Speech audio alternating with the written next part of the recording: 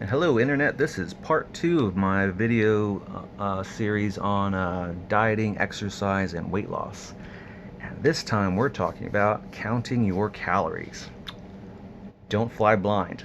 Don't pretend virtuous eating habits will save the day. It is just too ridiculously easy to eat too many calories. It's math, it is not morality.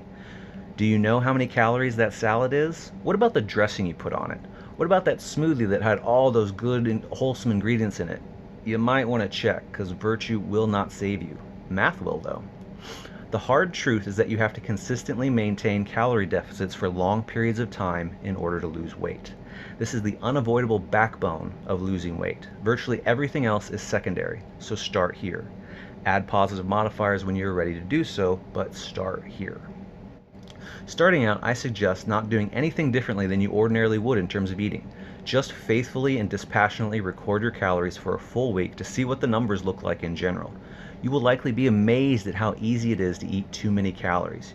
You won't realize what things have more calories than you expect. And you will likely see why you aren't losing weight and maybe why you are gaining weight. And hopefully you will be able to identify at least some easy alternative choices to ditching at least some easy calories in your routine up front.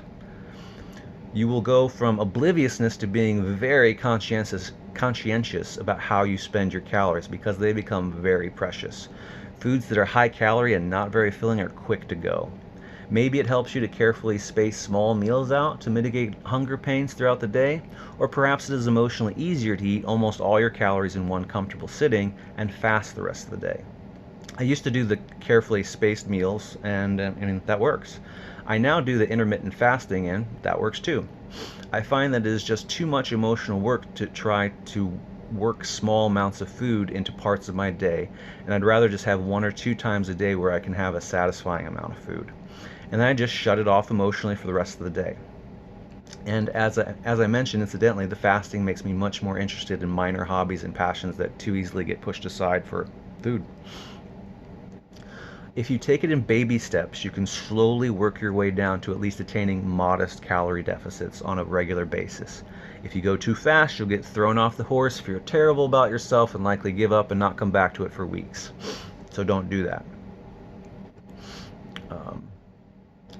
If you take it slow, you'll feel the overwhelming need to succeed too quickly, of course, but that is a good opportunity to continually tell yourself that this is not a quick process, and that most people fail because it is freaking hard to do. It's hard on your body. It's hard on your emotions.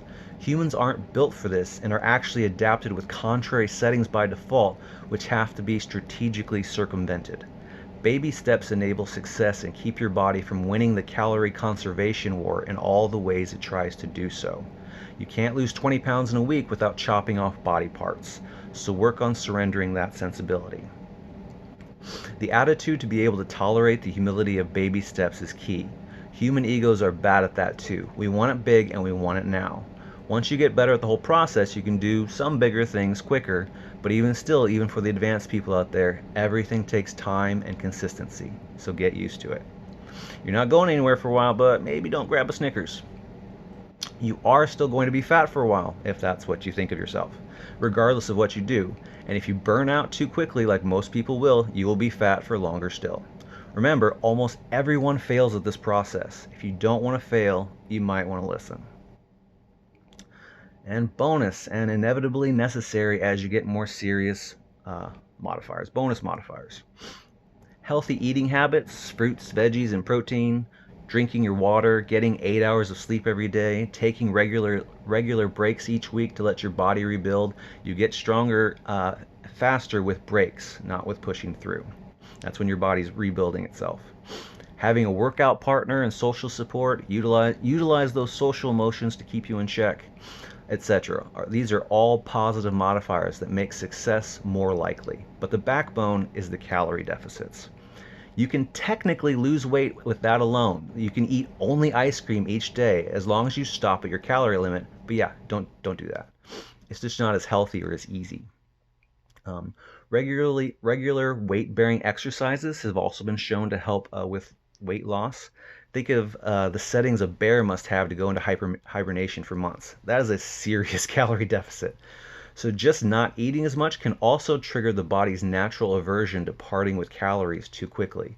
Weight-bearing exercise seems to tell the body, no, no, no, I do want you to burn calories. Don't go into famine mode or we'll miss acquiring the next meal. So, and that's one sentiment that I think seems to map onto this. And then another one is, it takes burning calories to attain more calories, appears to be the principle at play here.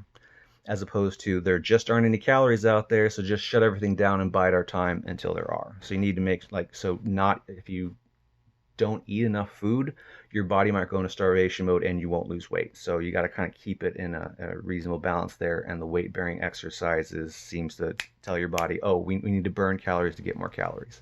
Because if you're, working out, it's like you're going on a hunt or something. It's like, well, obviously we need to be on and, have our metabolism going. So that seems to be what we're working with. So it's a delicate balance, and you have to learn how your body works through ground up experience, observing yourself and how you feel about things, and also top-down science, scientific knowledge. Be grateful we live in the modern world and actually have some idea of what is really going on, and have really helpful tools like dieting apps and actual calorie counts on food and drinks to help. And you have to learn how your emotions work. Many people have a hell of a time trying to emotionally adapt to this paradigm. Exercise and/or the prospect of exercise can be a world of emotional pain for some people, and that might never go away. Or it might be something that gets better, or even divine. People also have tremendously amazing experiences thanks to exercise, during and as a result of it throughout their day. But it depends on your body settings and who you are and where you are in life. So, for others such as myself, I had a great deal of incredulity up front that I could be a person who runs, diets, exercises, eats vegetables, drinks sufficient water on purpose, until I experienced success in those calories and kept with it. I mean, that took years and years to get here. So I finally got to a place in life where I was willing to take on the next hard thing alongside the other hard things I had to consistently be doing. Or until I found a version of things that worked for me.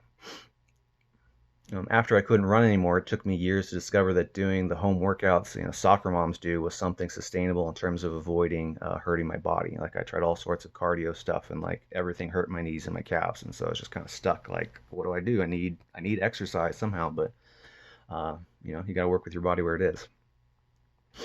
It should be noted that apparently we have kind of poor data on the best diets because too few people stay on them. Like, it doesn't matter what diet it is, just people don't stay on it, so we don't have good longitudinal studies, which should be a sobering reminder of just how much effort it takes to succeed. Work smarter, not harder, unless you have to. Sometimes you do just have to work harder, but just make sure it is the right time to give it all you got. Eventually, you may go from hating exercise to enjoying it so much that you're hooked on what I call weakness seeking. In other words, you love seeking out your own weaknesses and clobbering them with sustained exercise until they transform into being a part of your greater continuum of strengths. It can be a very rewarding process.